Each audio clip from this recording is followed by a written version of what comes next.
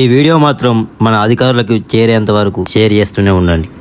ఈ ఆలయాన్ని మాత్రం పక్కా అభివృద్ధి కావాలి. దగ్గర 2 ఆలయాలు, ఇందాక మనం చూసిన ఆలయంలో అట్లీస్ట్ విగ్రహాలు మంచిగా ఉన్నాయి. సో ఇప్పుడు చూద్దాం ఈ ఆలయంలో అసలు విగ్రహాలు ఉన్నాయా లేవా.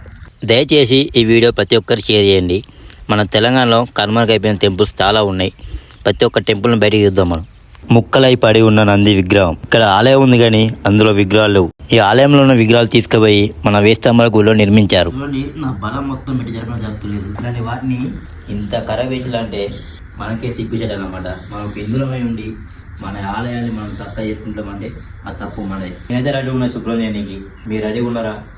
మనం అందరం కలిసి ఈ ఆలయాన్ని ఇంకా మరెన్నో ఆలయం కనిపెడదాం, శుభ్రం చేద్దాం.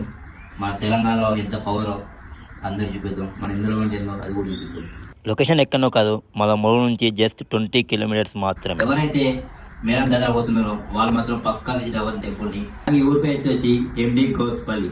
గుర్తుపెట్టుకోండి, ఎండి గోస్పల్లి.